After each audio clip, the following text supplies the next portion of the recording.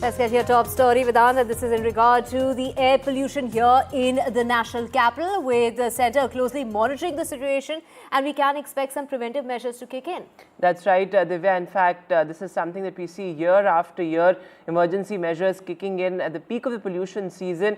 And this morning, of course, as we were driving to our offices, we saw that a thick layer of smog, something that we see every year, not just in Delhi, but in parts of NCR and parts of Noida as well. But Divya, as we speak, what is the air quality and which are some of the worst affected areas? When we speak about the overall Vedant air quality, as far as the national capital is concerned, it's 176. So there's been a slight improvement as we talk about, the air pollution count, especially since the day after Dussehra. That's when we saw that the air quality levels had, crossed the 200 mark. It was about 226 on Sunday. But today there's been some sort of slight improvement. However, visibly, we can see that pollution levels have started to rise and that, the air quality is dipping. And when we talk about the worst affected areas, I mean, of course, this includes parts of Delhi University. This includes the Mathura Road. This, of course, has the Anand Vihar area, which is highly polluted. So all these areas are, between 150 to about touching 200. That is the figure that we are seeing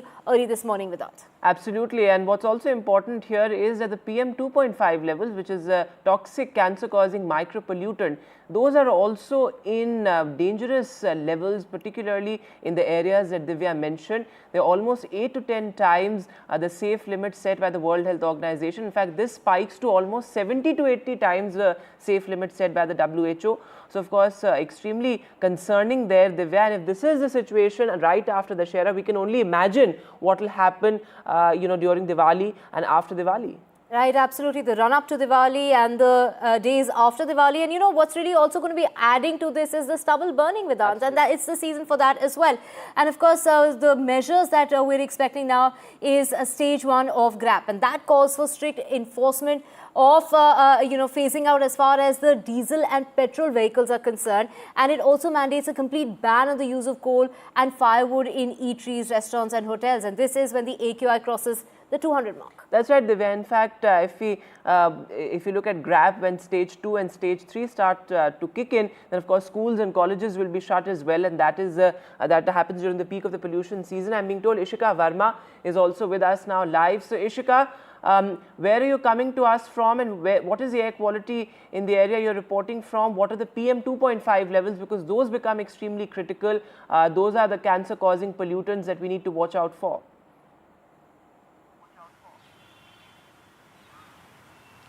Well, in fact, Vedant, if we talk about the air quality index currently, in fact, on an average in the national capital is around 222. Now, in fact, CAQM yesterday definitely had called for a meeting.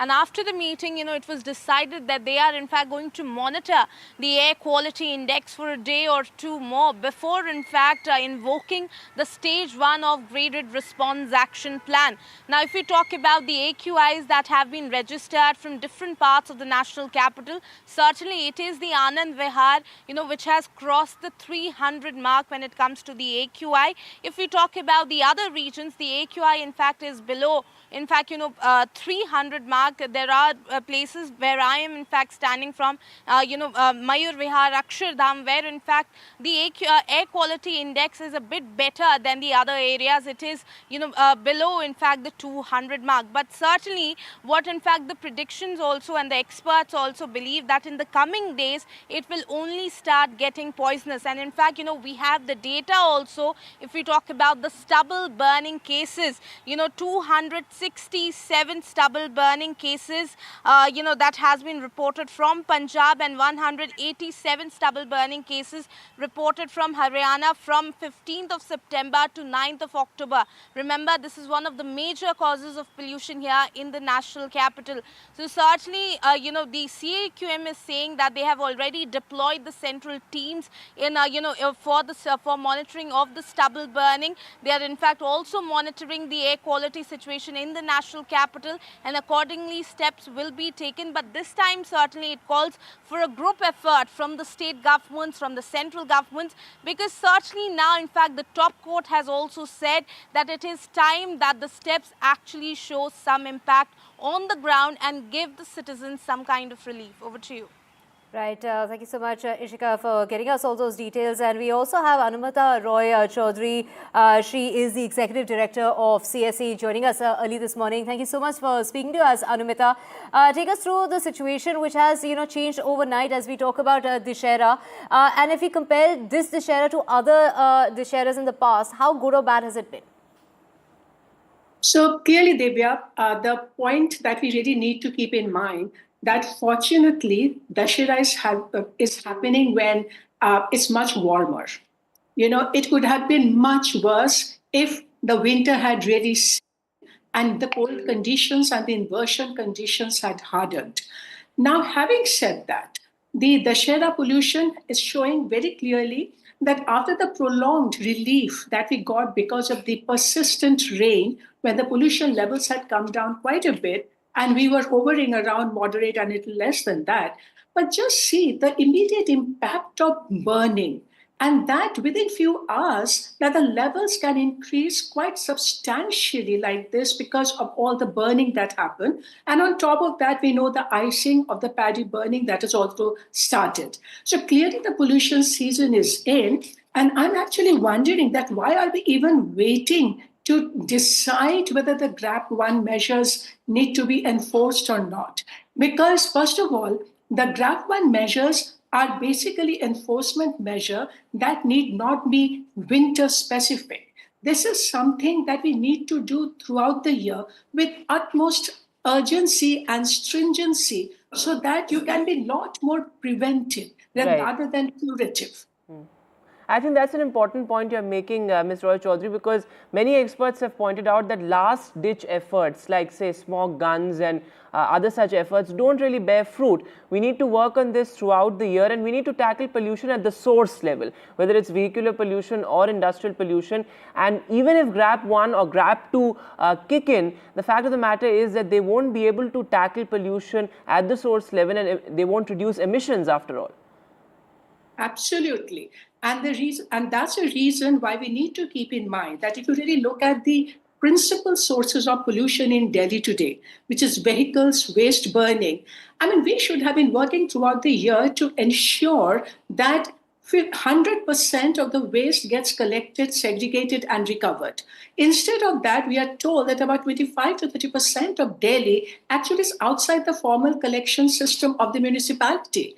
At the same time, suppose you are not collecting it efficiently, segregating, then of course waste is going to accumulate in the open and people are going to burn it. That's the easiest way to dispose of the waste. At the same time, look at the vehicles. A city with 20 million people adding 6.4 million vehicles a year.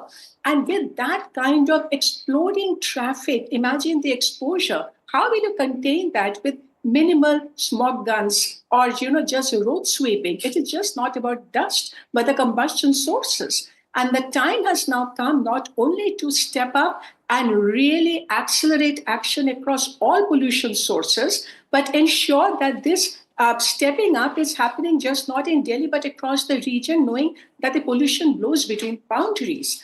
And that also the time has come that every year, just before winter, we begin to hear about the winter action plan. I think it's more important to get a report on action taken, the status of the problem, what still remains to be done, what has remained unattended. I think that is more important issue to focus on than just putting plan after plan on the table.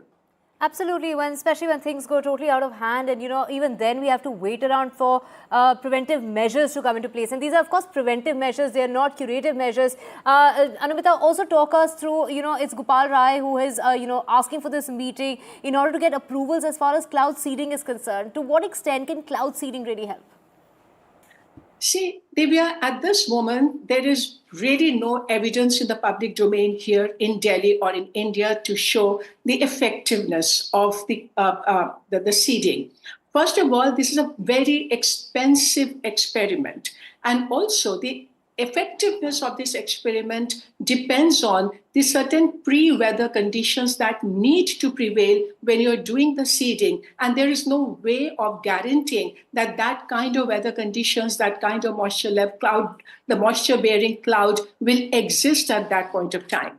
And keeping in mind that it's so expensive, and then you do it, and imagine, even if you get the rains, for instance, but its effect is not going to be durable. It's only within a week, the moment the winter sets in and you have a very bad inversion, the pollution is going to build up again. So how much will you do? How much of cloud seeding at such a huge cost you are going to do that? Something that we really need to think about. So instead of this kind of tailpipery, if that kind of fund is available to Delhi for spending, then you focus on eliminating the source of pollution. And we know, all of us now know what those pollution sources are and what needs to be done and what kind of infrastructure that need to be created with that money to be able to control pollution. So we really have to get real and not get into this science fiction.